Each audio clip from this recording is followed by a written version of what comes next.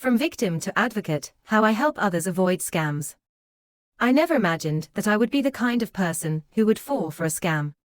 I always prided myself on being savvy, cautious, and wise with my money.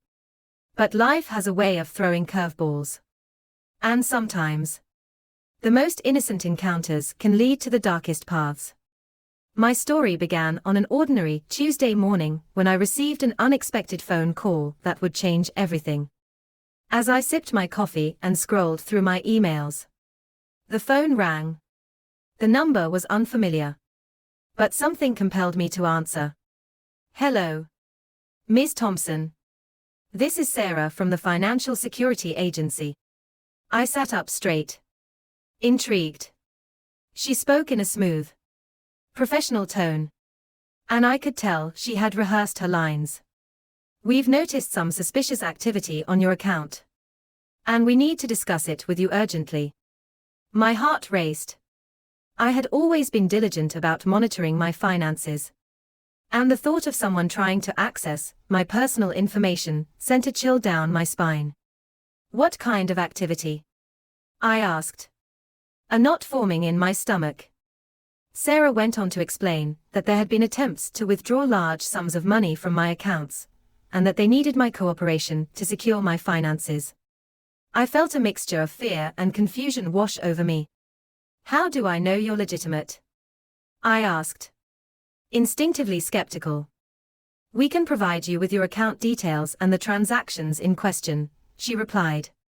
"But we need to act fast before any further damage is done." Without thinking, I grabbed my laptop and logged into my online banking account.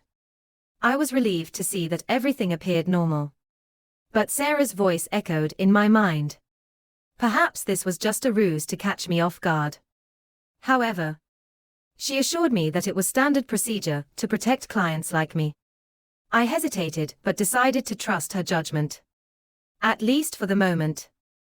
She instructed me to verify my identity by providing sensitive information, my social security number, bank account numbers, and other details that made my skin crawl. But in my frantic state, I convinced myself it was necessary for my protection. The fear of losing my hard-earned money outweighed my reservations. I complied, thinking that I was safeguarding my future. Once I provided the information, Sarah guided me through the next steps. She mentioned a specialized security software they would install on my computer to protect my accounts and prevent any further breaches. "This will ensure that your information stays secure," she assured me. It sounded plausible, and I felt a sense of relief wash over me. As I downloaded the software, I couldn't shake off the unease that lingered in my gut. I rationalized it away, focusing on the idea that I was being proactive in protecting myself. Once the installation was complete, Sarah expressed her gratitude for my cooperation and assured me that they would monitor my accounts closely. I felt a wave of reassurance after all. I was taking steps to protect my finances. But then, things took a strange turn. Over the next few days, I noticed a pattern. I began receiving multiple emails and texts from Sarah and other representatives from the agency, urging me to take further action to secure my accounts. Each message was filled with alarm bells, suggesting that my accounts were still at risk. They implored me to stay vigilant, claiming they were receiving alerts about suspicious activity. Despite my growing concern, I remained convinced that I had made the right decision by cooperating. I followed their instructions meticulously, each time feeling the tight grip of fear tighten around my chest. I changed passwords, enabled two-factor authentication, and constantly monitored my accounts for any signs of trouble. Then came the day that would forever mark the beginning of my downfall.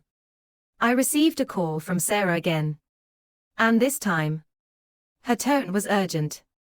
"Karen, we need to take immediate action. There's been a breach, and your accounts are at serious risk. We need you to transfer your funds to a secure account while we investigate." My heart sank. Transfer my funds?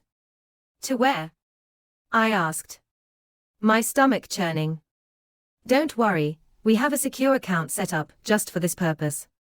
It's crucial to protect your money from falling into the wrong hands. Against my better judgment, I agreed. The fear of losing everything was overwhelming.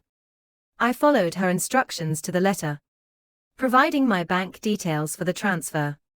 She assured me that everything would be safe and that I could trust them completely.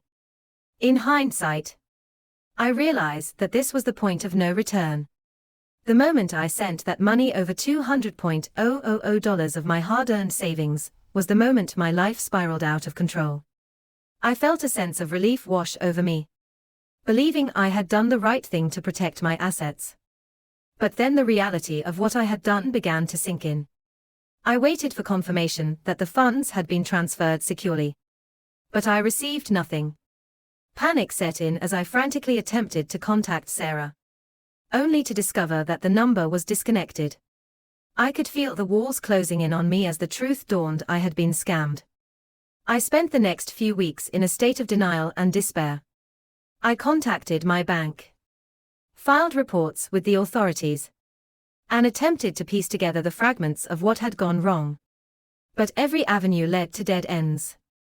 My money was gone, and the people who had claimed to protect me had vanished without a trace.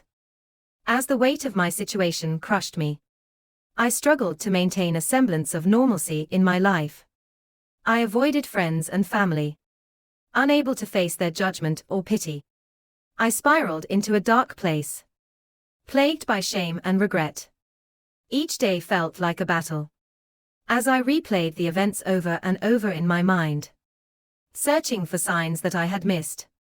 In the midst of this turmoil, I sought therapy to help me navigate the emotional aftermath of the scam. My therapist helped me understand the psychology behind why I had fallen prey to the scheme. The desire for security and the fear of losing everything had blinded me to the reality of the situation. I had let my guard down in a moment of vulnerability, and the consequences were devastating.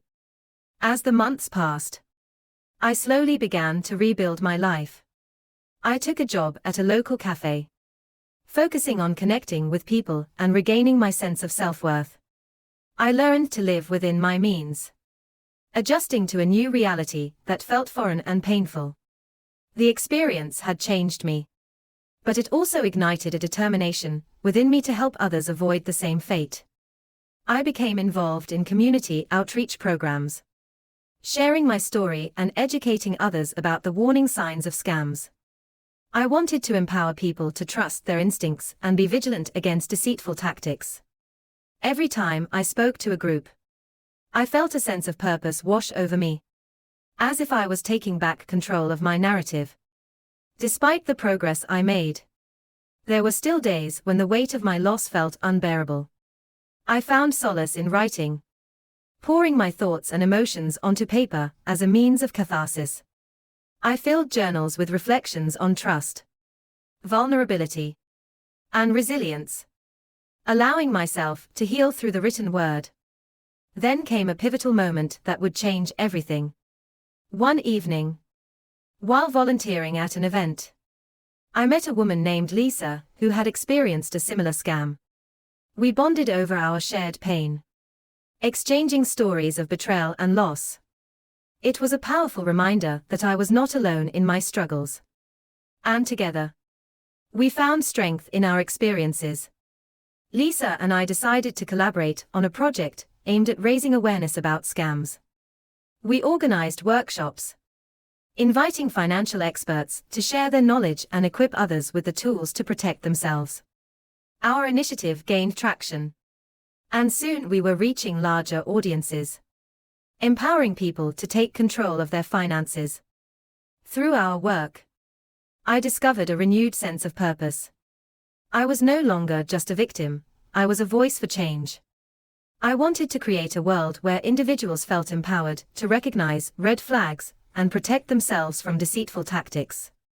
The darkness that had once consumed me began to fade, replaced by a determination to make a difference. As I stood in front of a crowd at one of our workshops, sharing my story and the lessons I had learned.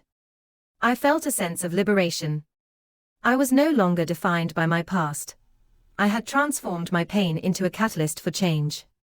The journey had been arduous, but I had emerged stronger, wiser, and more resilient.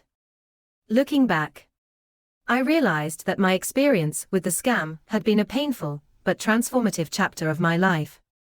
It had forced me to confront my vulnerabilities, to rebuild my sense of self, and to find purpose in helping others. I was grateful for the lessons learned and the connections forged along the way. As I continued my journey, I remained vigilant, knowing that the world could be a dangerous place. But I was no longer paralyzed by fear. I had learned to trust my instincts and to stand firm in my convictions. I was empowered to navigate the complexities of life with confidence, armed with the knowledge that I could overcome any obstacle that came my way. The experience had shaped me into the person I was becoming, an advocate for awareness, a survivor of hardship, and a beacon of hope for others. I knew that the path ahead would still hold challenges, but I was ready to face them head-on, armed with the lessons learned from my past and the strength of community by my side. In the end, my story was not just about a scam, it was about resilience, empowerment, and the transformative power of connection. As I stepped forward into the future, I carried the memories of my journey with me, ready to embrace whatever lay ahead.